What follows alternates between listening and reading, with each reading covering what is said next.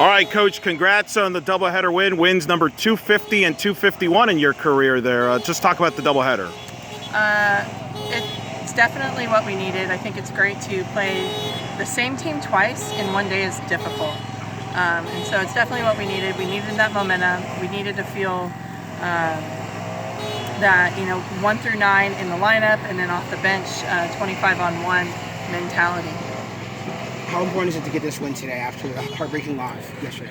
Yeah, I know. I was thinking about that last night. Like, a few people said heartbreaking, but it wasn't. It wasn't heartbreaking. It was disappointing. We didn't play our game. So, and that happens. And I think the things that we're talking about the most are that they're happening early. We're getting through a lot of different experiences, and what's going to make us better, in the next 30 days, the next 60 days, up until June. Aubrey Evans, top of the order, and boy, she delivered there, getting on base a lot during the doubleheader. Just talk about that move going to the leadoff spot. Yeah, we just gave Lala a break.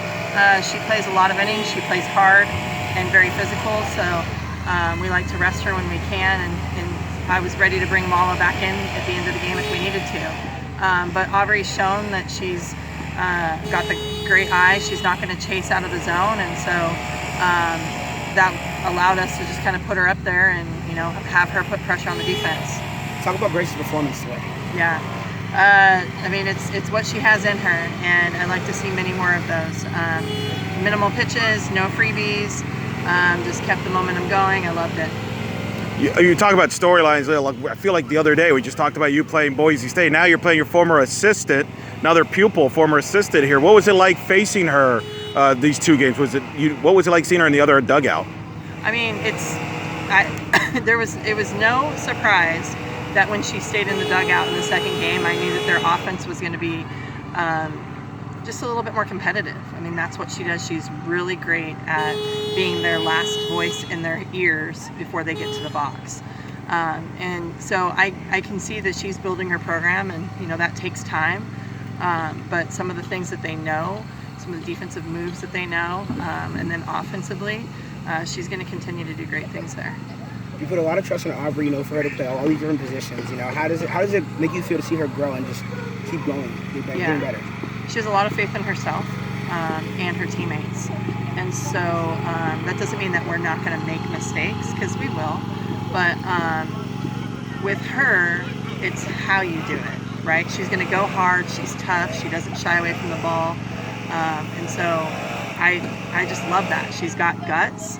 She loves playing the game within the game, and she's heads up. You obviously put Katie in the lineup. She was tremendous too, picking up where she left off Sunday night with that triple. Had a great doubleheader. Talk about her and her role on the team there. Yeah, she's deserved the start, and it's tough to figure out, okay, where can we get these players in, because our outfielders hit very well, and so being able to figure out that piece. She's also been kind of a backup second baseman for us, and again, when we're resting Lala, so knowing that Aubrey can go there now, because we hadn't really done that much in the beginning of the season, it kind of frees us up to put her in the outfield. But she's taken advantage of her opportunities, and I love to see it. Kept, loud balls in the gap, and then laying down bunts, and just putting the game in motion. What are you most excited about this weekend? Well, we're going to start off a fresh season now, right? So I think about, okay, now we're 0-0 basically, and so to be able to start off the season with all of the experiences we have, the good stuff, the disappointing things, the things that kind of hurt our hearts for a little bit, like you said, but again, we're still here and ready to get back on top of it. So. Obviously, Grace with the shutout in the first game, and then Felton and Willis combining there, and Sarah was effective. Talk about the pitchers, getting that work, getting more reps, experience, and developing each pitch. Always important. Yeah. Again, Grace with the shutout. I love to see that. I think she can continue to do more of that. She's starting to get her confidence. Not that she didn't have confidence, but just allowed it to be free. She pitched free tonight, and got us back in the dugout as often as she could. And then Felton and Sarah, they have similar stuff, so to speak. And so to put them back to back, I wanted to see what it looked like. I thought it was a good opportunity for it. I also think it's good momentum for Sarah. because she's gonna get some innings this weekend, and awesome to be able to rest DeVoe the whole day today, because she's had to pitch in a lot of games, and people might think, well, the innings, it's not that much, but she's warming up every single game, and then coming into each game, that's a lot of pitches. So I like that we were able to protect her in that way and get her some rest. You have a softball question? Yeah. What's your favorite childhood memory? One favorite childhood memory. One favorite childhood memory. Well, I'm going to share this actually. I don't know if this is like one favorite one, but last night I received mail from one of my high school teammates, Jessica Mendoza, and it was something that our coach, when we were a freshman, had written up about us.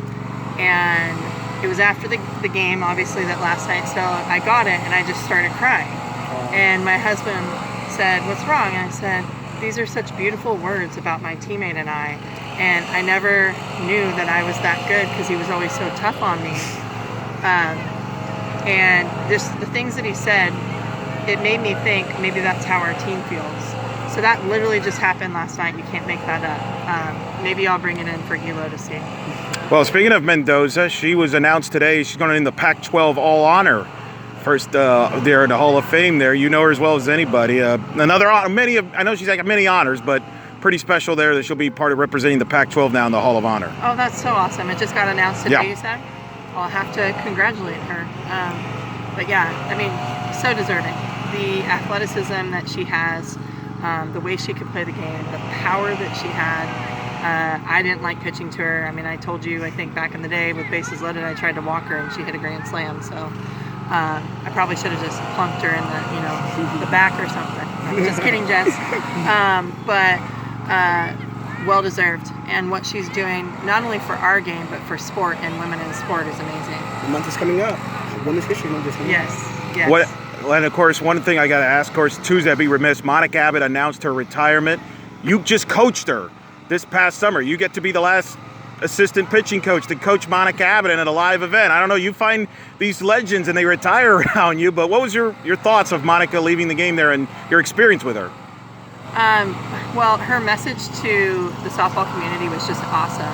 I love how she was so proud to be a part of just so many different teams and platforms within the sport, and how she just showed pride and passion for playing for all of us, and that she said she's going to continue growing the game just in a different way. I don't know if you call what I had the opportunity of last summer to do is coaching. I think I was there to maybe just give some feedback and be kind of a sounding board for her to, get out of her own way against the best hitters that we'll face. But what an opportunity, and just to hear her thought process and how she went through things, how she trained on an off day when she wasn't pitching, the running that she would do, right? I brought that back to our team and I said, hey, if this person does this still in this year of her career, we should be doing it right now. So, but I mean, so cool. 2028, we get back in the Olympics, we might try to bribe her to, no, I'm just kidding. You are motivating women in sports all over the world. Who are some women in sports who motivated you? There's quite a few. So Coach Tar from Washington, she was somebody that definitely motivated me through sport. I would have to say my mom and my aunt, in the very beginning of my life, they were the ones that introduced me to softball. They were my first coaches. And I remember traveling around watching my aunt play. She was a sheriff, and so she would play for the sheriff's team, slow pitch team that would travel around. And they were just so competitive and aggressive. And so those are two that really started off. I mean, my mom used to catch me on a bucket when she was pregnant with my little sister. So, and then I'll go to just, all of my colleagues now.